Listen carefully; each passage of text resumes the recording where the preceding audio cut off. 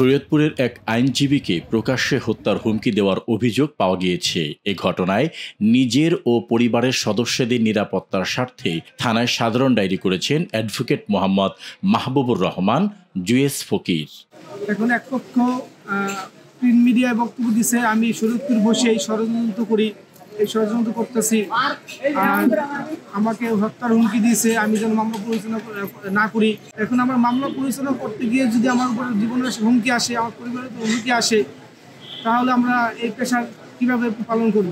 আমার সুরক্ষা নিশ্চিতের জন্য আমি রাষ্ট্রের কাছে, আমাদের বার কাউন্সিল, আমাদের অভিভাবকের কাছে আমি হস্তক্ষেপ কামনা করছি। আমাকে হুমকি দিয়েছে লতিফ ফকির ছেলে, তার মেয়ে প্রিন্ট মিডিয়ার মাধ্যমে আমার সম্পূর্ণ দোষারোপ করেছে। জিডি সূত্রে জানা যায়, অ্যাডভোকেট মাহবুবুর রহমান শরীয়তপুর জেলা জজ আদালতের আইনজীবী। গত ৩ নভেম্বর আদালতের কার্যক্রম শেষে তিনি নিজ বাড়ি নাওডোবা ইউনিয়নের হাজী সলিমউদ্দিন মাতবরকান্দি এলাকায় ফিরে জানতে পারেন তার মামাতো ভাইদের ওপর স্থানীয় কয়েকজন সন্ত্রাসী দেশীয় অস্ত্র নিয়ে হামলা চালিয়ে গুরুতর আহত করেছে।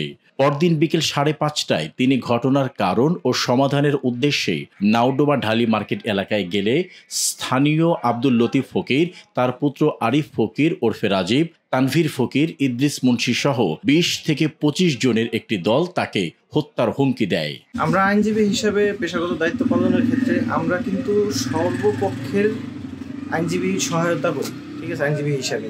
কারণ আমাদের কাছে একটা মামলার বাদীপক্ষ আসতে পারে, বিবাদী পক্ষ আসতে পারে, সব পক্ষেরই কিন্তু আমরা সেবা দানের সচেষ্ট থাকি সবসময়। কিন্তু সেই ক্ষেত্রে যদি আমাদের পেশাগত দায়িত্ব পালনের ক্ষেত্রে আমাদের প্রতি হুমকি আসে, এটা তো কখনোই মেনে নেওয়া যায় না। তো আমরা আমাদের সহযোগী ভাই বন্ধু যাই বলি, আমাদের অ্যাডভোকেট জুয়েস ফকির, তার উপর যে বিগত 3 তারিখে নাওডোবায় মসজিদ উঠানোকে কেন্দ্র করে যে একটা সহিংসতা সৃষ্টি হয়েছে, সেই ক্ষেত্রে তার উপর যে হত্যা হুমকি আসছে, সেই ক্ষেত্রে আমরা সেই হত্যা হুমকির তীব্র নিন্দা ও প্রতিবাদ জানাচ্ছি। শরীয়তপুরের যেই মসজিদ উঠানোর ঘটনায় কেন্দ্র করে যেই সহিংসতার যেই হামলা, সেই ক্ষেত্রে আমাদের এক সহযোগী বন্ধু আইনজীবী অ্যাডভোকেট জুয়েস ফকিরের উপর যে হত্যার হুমকি, এটাতে আমরা আইনজীবী হিসেবে তীব্র নিন্দা এবং প্রতিবাদ জানাচ্ছি। 1 নং বিবাদী লতিফ ফকিরের মেয়ে সেলিনা আক্তার তার এমডি টিটু নামের ফেসবুক আইডি থেকে 4 নভেম্বর একটি ভিডিও প্রকাশ করে অ্যাডভোকেট মাহবুবের বিরুদ্ধে কটূক্তিমূলক বক্তব্য দেন।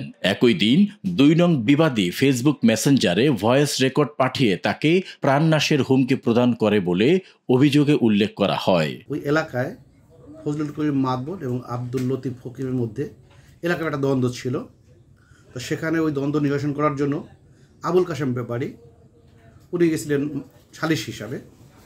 তো উনি ন্যায় কথা বলায়, সঠিক কথা বলার কারণে আব্দুল লতিফ ফকির ওনার খুব ক্ষিপ্ত হয় এবং গত 3/11/25 তারিখে ওনার বাড়িতে যে ওনাকে আক্রমণ করে এবং ওনার লোকজনকে নির্মমভাবে কোপায়। তো এই বিষয়টা আমার এই আইনজীবী সাহেব, ওই ঘটনার দিন ছিল শরীয়তপুরে। তো ওনার এই আবুল কাশেম ব্যাপারী যিনি সালিশ, উনি তার মামা হন। তো ওনার মামার পক্ষে উনি কথা বলবেন বা তার মামলা পরিচালনা করবেন, এটাই স্বাভাবিক।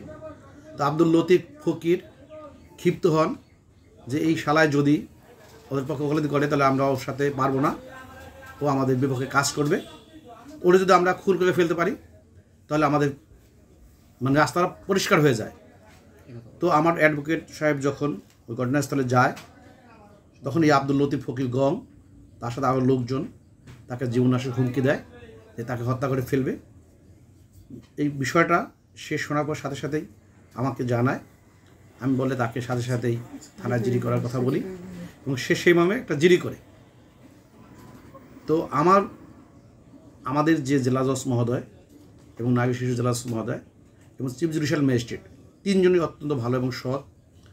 আমার কোনো আইনজীবীর বিরুদ্ধে যদি কেউ কোনো কথা বলে, সে যে হোক, আমরা 500 আইনজীবী তার জন্য যা প্রয়োজন, তাকে রক্ষা করার জন্য যা কিছু প্রয়োজন তাই করব, সে যে হোক। এতে আমাদের কোনো মানে অবহেলা থাকবে না, আমরা যা করণীয় তাই করব। স্থানীয় প্রত্যক্ষদর্শী মোহন ফকির ও ফারুক ব্যাপারী সহ এলাকার একাধিক ব্যক্তি ঘটনাটি প্রত্যক্ষ করেছেন বলে জানা যায়। নিরপেক্ষ, সত্য প্রকাশে আপোষহীন।